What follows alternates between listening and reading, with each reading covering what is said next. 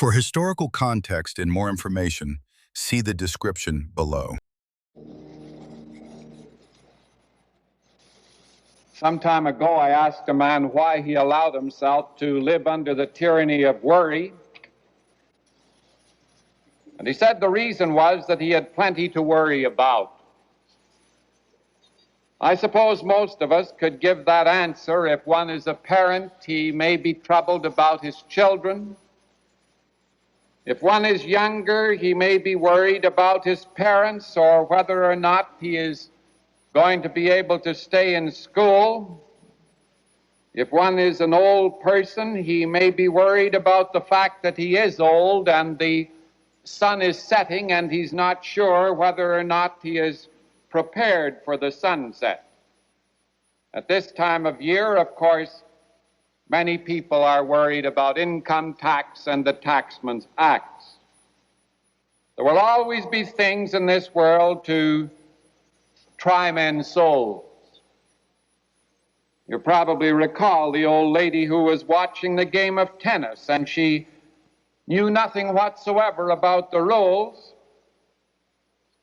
but she came to the conclusion that the net was interfering with the game and should be removed. Life is not like that. The net is going to stay whether we like it or not, and we're going to have to come to terms with it. So it is, Jesus says in the Sermon on the Mount in the King James Version, "Therefore I say unto you, take no thought for your life." Now that is not an accurate translation. Take no thought back in the year 1611, when the King James Version was given to us, meant do not be anxious. And that is the translation that is coming to us from the Revised Standard Version. Jesus did not teach us that we should not be concerned about life. In one place, for instance, in the Gospel of Luke, he says, "Which of you, intending to build a tower, sitteth down not first and counteth the cost, whether he have sufficient to finish it?" Jesus never advocated irresponsibility, but he did say that we should not worry. He said that we should not be anxious about it, that we shouldn't allow the tyranny of care to take control, and that when it happened, it indicated that there was something wrong with our approach to life. The fact is that when we are becoming overly anxious, the fact is when we worry, it means that the finger is being pointed at some development in our personalities that should not be there. And the tackling of the intimations that are a part of anxiety may enable us to do something about anxiety itself. In the first place, when one worries, he is advertising to the world that something is happening to his basic optimism in life, and that in itself is unchristian. It's said that an optimist is a person who knows just exactly how sad a world this is, and the pessimist is a person who is forever finding out. Every day he finds something new to groan about, and his thinking becomes conditioned to look for all that is wrong in the world. For instance, there are many people who will avoid the number 13. Start going up an elevator in a hotel or in a hospital. I can't recall ever seeing a 13th floor. It's very seldom that you will see the number 13 on the sweater of an athlete. Usually the ones who wear them are the more intelligent ones. So it is with Friday. It's a black day on the books of a good many people. And what really has happened, you see, is that they have given the number 13 and they have given the day Friday over to the pessimists, to somebody who kept track of all the bad things that were associated with either the number 13 or Friday. If they would listen to the optimists, and if we were to sit down and count the things that are good that are associated with those days, we would find that they were outnumbered something in the ratio of 10 to 1. And yet we're afraid of 13, and we look on Black Friday. You recall that portion in Pilgrim's Progress where Christian and Hopeful were taken prisoner by Giant Despair? Gave them a very hard time of it. He beat them and he advised them to commit suicide, and Christian came to the place where he wasn't sure whether it was worth going on with life or not. On Saturday night they began to pray. They continued in prayer all night long. And suddenly Christian said, "What a fool I am. Here I am allowing Giant Despair to persecute me. Here I am living with a black shroud about me when in my pocket I have a key named Promise." And so in the book he takes out the key and he opens the door, and Christian and Hopeful come out. He had a key called Promise. He had something with which to open the doors that were about him. The thinking of the optimist runs in those channels. He sees how sad the world is. He sees its sin. He sees its suffering. He sees its pain. He sees its frustration. He sees its disappointment. But he walks away with the confidence that this isn't the last word. And he insists that there is an answer and there is a way through and beyond. Jesus said, "In the world ye shall have tribulation.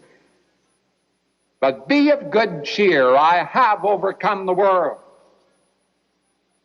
So it was Helen Keller said, "No effort that we make to attain something beautiful is ever lost." The psalmist said, "I will hope continually." And the great Robert E. Speer once said, "He is a wise man who will prepare for the worst, expect the best, and take what comes." If one is to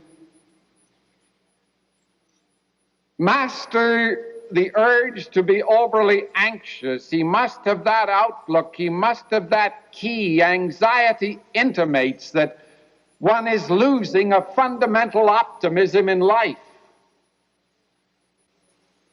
In the midst of the crepe hangers, it's good to have one man writing as he did in the magazine Changing Times just this January. He was making a forecast for 1965, and he found that 194,100,127 Americans will not be hurt or killed in automobile accidents this year. That nearly 13,199,000 girls will outgrow the Beatles. That about 750 million acres of forest land will not burn up. That about 44,503,000 couples will stay married this year. That 55,503,000 citizens will file tax returns in which the arithmetic is absolutely correct. That about 11 million teenagers will not drop out of high school. And 1 out of every 4.3 golf balls hooked or sliced into a tree will bounce back on the fairway.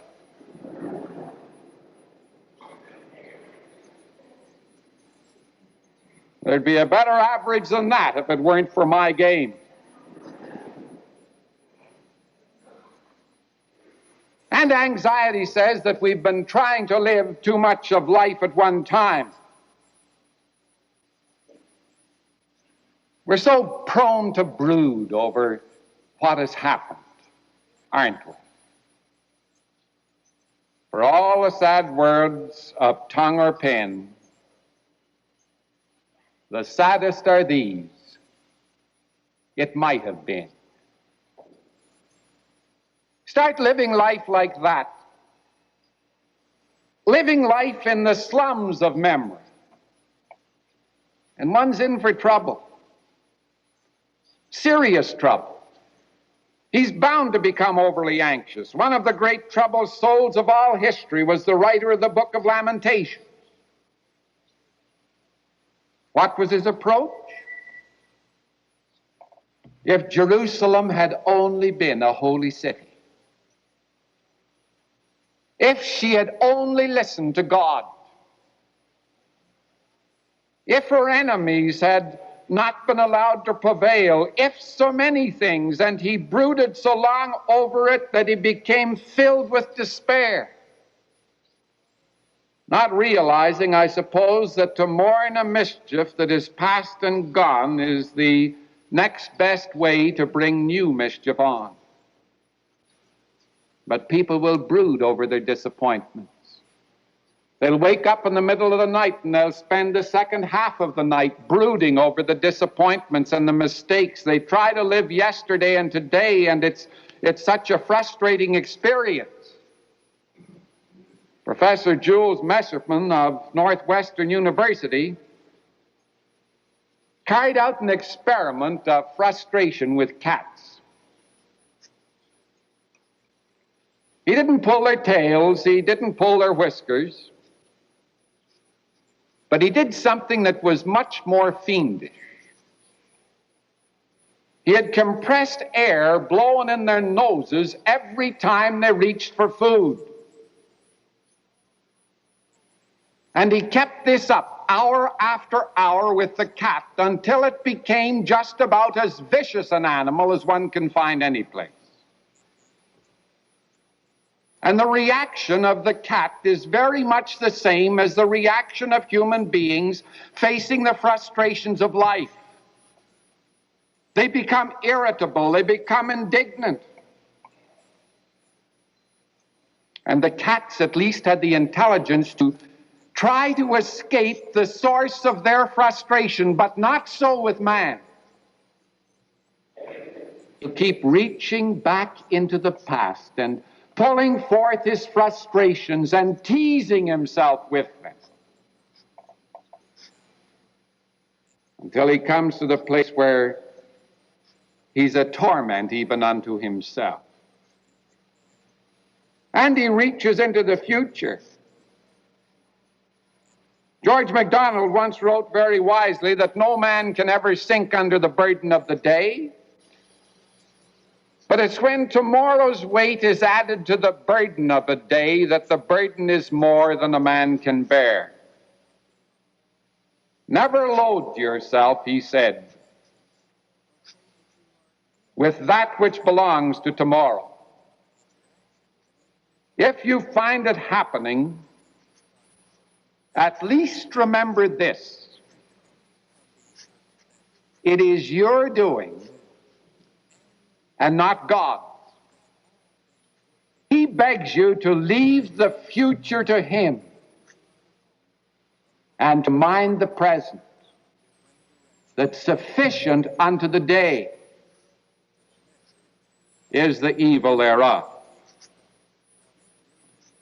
But it's so difficult to keep from bundling what we're afraid is going to happen tomorrow into the day, the load of work that has to be done tomorrow, the load of work that has to be done in the coming week. I was thinking the other day, after all of these glorious years in Shadyside Church, if any person had ever told me that I could preach 20 Christmas sermons and 20 Easter sermons and 20 Thanksgiving sermons, all on the same theme, if I had tried to live through that some 20 years ago, it would have been an impossible situation. And I'm sure it's true in the work of a great many of you. If you look away ahead and see the great mass of what's to be done, it's so discouraging, it's so impossible. Even what it's going to cost in the bulk to educate children.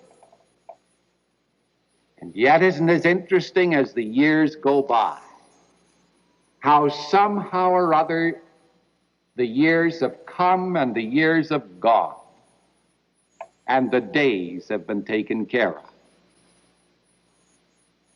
It's not easy, though, to live with that kind of philosophy.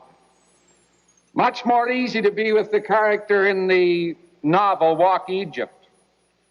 Times I think she said, of all I got to do, and I just stand in the middle of the floor and go round and round. Worrying about the future is bad business. In spite of the man who said, "Don't tell me that worrying doesn't help." Of all the things that I have worried about in the past, very few of them have come to pass, and that proves that my worrying was helping. One can become so distorted in his reasoning. And isn't it interesting as we take the long look back? The very small percentage of things that we worried about that hit us. Usually the big blow. Usually the thing that depressed us, the thing that made life so difficult, was something we didn't expect at all and had never gotten around to worry about it. And we spent all that time and all that energy for nothing. And isn't it true that when we allow anxiety to take over, it often means that we're working too hard? Listen from 1 Corinthians. The body is not one member, but many. If the foot shall say, "Because I am not the hand, I am not of the body," is it therefore not of the body? And if the ear shall say, "Because I am not the eye, I am not of the body," is it therefore not of the body? It goes on to say that there are many members, but one body. The eye cannot say unto the hand, "I have no need of thee," nor again the head to the feet, "I have no need of thee." We're tied up in one bundle of life, and if any part of it is abused, we're going to feel the consequences of it. The beginning of the First World War. General Moltke was the top field marshal of the German army, which at that time was the greatest military power in the world.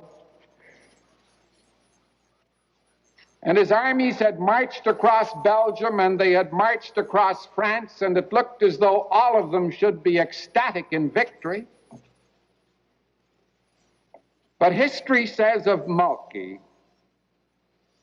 wrecked by illness and in severe pain, he viewed all things darkly. Now that is a good deal to say to a good many people. Much of the viewing of life darkly, much of the worry, much of the trouble, much of the bad things that are happening to one have their roots in the fact that there is an illness or there is something wrong within us, that we're so fatigued that we can't bring our normal selves to bear on.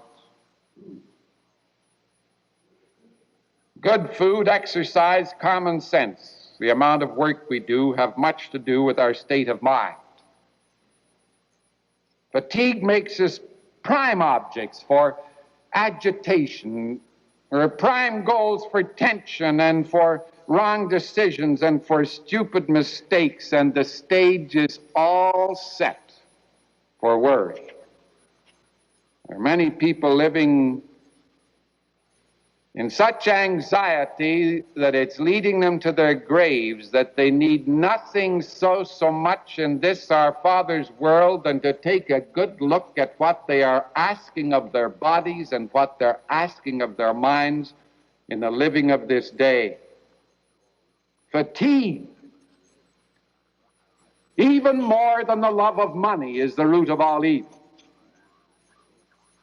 For it's from it so often that a husband snaps at the wife, and the wife snaps at the husband, and both of them snap at the children. It's a wise woman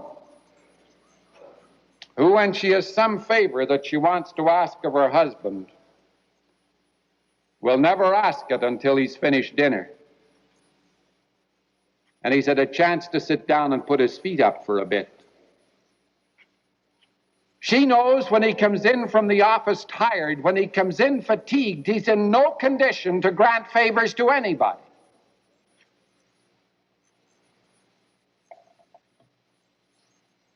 Smitty says in the comic strip that imagination is seeing moving pictures with your eyes shut. And I suppose it's as good a definition as any, but it's when one is fatigued about life that he does see these moving pictures, that his imagination runs wild, that he begins to worry about the past, the present, and the future, that he becomes overly anxious. And of course, anxiety intimates something else. Above all, it indicates something else. It can mean that there is something wrong with our relationship to God. That regardless of how often we say our prayers, or regardless of how regularly we find ourselves in church, or how well acquainted we are with the Holy Word, if we are overly anxious in life, it means that none of these practices have been getting through. That somewhere along the line we have been breaking the connections. For the person who is overly anxious is saying that regardless of how much God has helped him through his troubles of the past, he's not going to trust him for the future. That's what it boils down to. Anxiety can mean that we have come to a shallow place like that, and it shouldn't be. Before Gethsemane, Jesus had gone through crushing disappointment and agony, and yet he talked about joy. He talked about happiness. He talked about overcoming a world.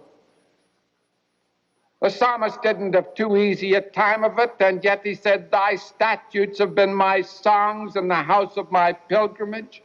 My songs, he said. And what great songs they were, and his greatest songs seemed to come when the ordinary person would have been depressed by all that was happening about him. Abraham went into the promised land, and the first thing he did was to erect an altar. All around him the Canaanites, all around him the enemy, all around him was that which might destroy him. And yet this man, first of all, set up the thing which was going to symbolize his faith in God, and a place to which he could repair and pray to his God for the strength that he needed. The first thing he did was to make sure that the altar was erected. If we are overly anxious about life, if we have come to church this morning because there was something within our hearts that said we've just got to get help,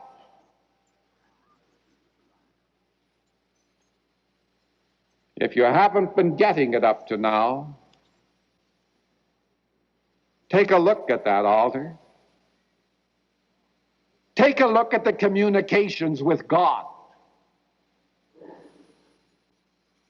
Have they become broken somewhere? One of the greatest performances in moving pictures in the last 25 years or so, I believe, was the one that was given to us by Deborah Kerr in Quo Vadis. There was one scene, an unforgettable scene, in the Roman Colosseum where she was tied to the stake and the lions rushed at her. She was asked afterwards if it wasn't a shatteringly frightening experience. And her answer was no, because you see, I had read the script to the end. Now, something like that is behind the serenity of the great Christian. He has read the script to the end. He believes everything will turn out all right. And he believes that that which is promised to him in the script is going to come to pass. Believest thou this? Therefore I tell you, saith the Lord, do not be anxious about your life. In the name of the Father, and of the Son, and of the Holy Spirit. Amen.